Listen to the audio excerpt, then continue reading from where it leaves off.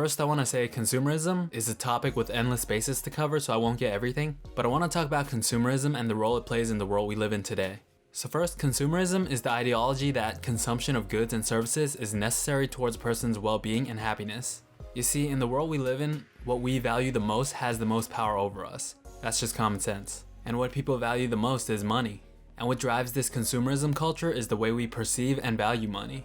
And also the way human beings in society perceive and value money has become completely messed up. But the thing is, people have to fall into the illusion of wealth in order to keep this world going. And by the way, this is the most prevalent in Western culture and society.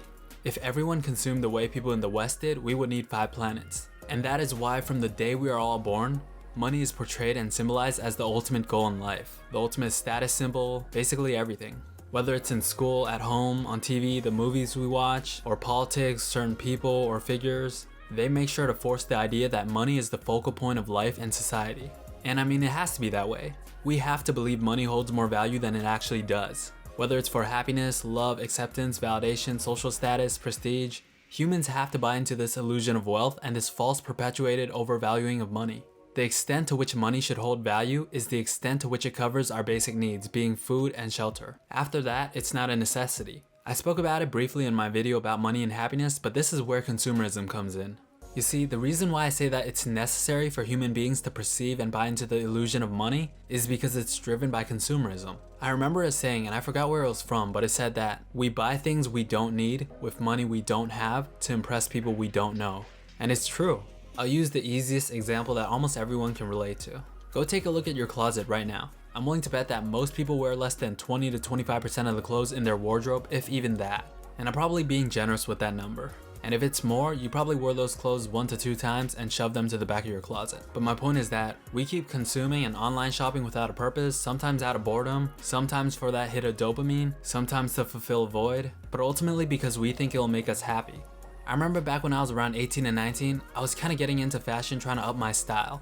Now don't get me wrong, I was never one to buy into hype or trends or anything like that. Like no, I never wanted Yeezys, those things are hideous, or designer brands, but I found myself trying to buy more clothes and the idea of putting outfits together was appealing. I mean, if you like that, there's nothing wrong with that, but it becomes a problem when you just start buying stuff just to buy stuff because it gives you a dopamine hit. It's kind of like kids with new toys that get bored of it in a week. It's a problem when you haven't worn 80% of your closet or wore things once. I mean, for me it was never that excessive, but I began asking myself, like, who am I trying to impress? Am I chasing a feeling? Is that temporary good feeling worth what I could be doing instead? And yeah, when I began asking myself questions about the things I was buying or consuming, I realized like, yo, I actually don't care at all. Like, I mean, I have enough clothes and they're perfectly fine. I don't really care about people's opinion in general, let alone my style. So then what is it? Like, what do you have to keep improving your style and for what purpose? Is that feeling of rocking a clean outfit to every hangout really that important? And the answer is, it's not. And when you indulge in this consumerism mentality, you begin to fail to realize what's important and what isn't. Like this iPhone 7 I have, my mom always tells me to upgrade it because it's old and a bad look. But when I think about it, the only things I use my phone for is either calling or texting, and I use the internet sometimes, and music. That's literally it. The phone came with like 20 apps that I never even opened or know what it is. And I literally never update it. Cause you know how Apple tries to slow down your phone and mess up your battery every update, forcing you to get the new iPhone, but it's like, it's the same shit with slightly better specs, like a different size or a better camera. I mean, at least for me, what do I care about a better camera? To take selfies all day for Instagram? So yeah, I just stopped buying things that weren't really necessary. Now don't get me wrong, it's not like every single thing you buy has to be necessary, but there just became a lot more of a thought process, if that makes sense. Bit of introspection, self-awareness. There's a bunch of studies that link materialism to identity projection and emotion regulation, which is then linked to a lower well-being and depression, low self-esteem, etc. Identity projection is exactly what it sounds like. You're trying to project a certain image so that you can portray a desired identity. You have these quote-unquote celebrities and influencers in your face on your phones flashing designer brands, money, shoes, whatever the hell, and it slowly gets in your head. No matter how hard you think you're aware or resist, whatever stimuli you're faced with, it will seep into your thoughts and beliefs.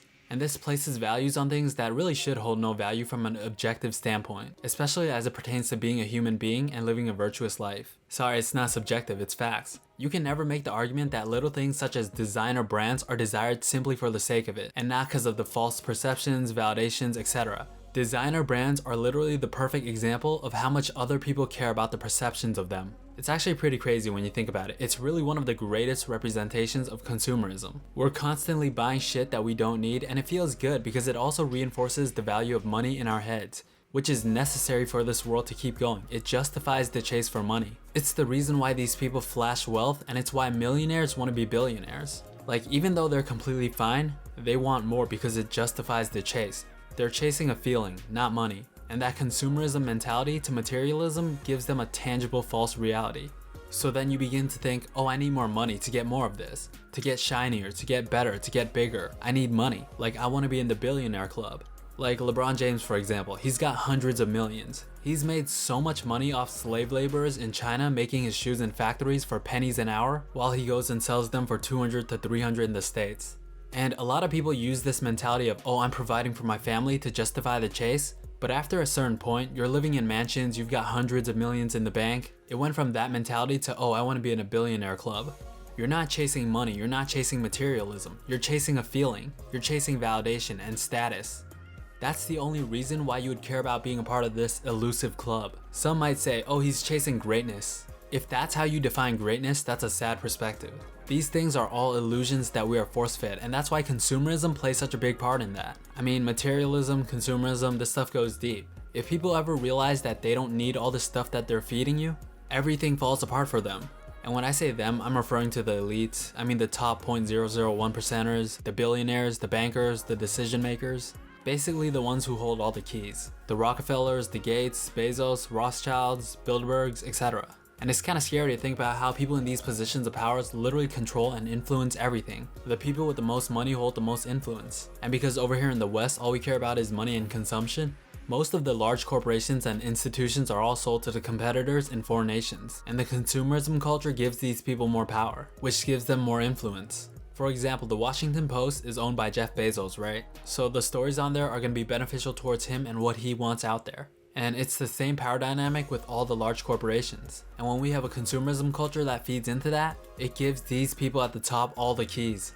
Look at the groups of people that profited the most from the epidemic. It's pretty obvious when you think about it. Most small businesses were absolutely destroyed. And it forced people to rely on these massive corporations even more. They own the world. And the consumerism culture feeds into that. It's this cyclical chain that just keeps going. There's also a bunch of environmental factors that go into consumerism, but you can probably research that on your own. Anyways, if you liked the video, leave a like, comment, or sub. And with that said, make sure you guys stay true. I'll talk to you guys real soon. Peace.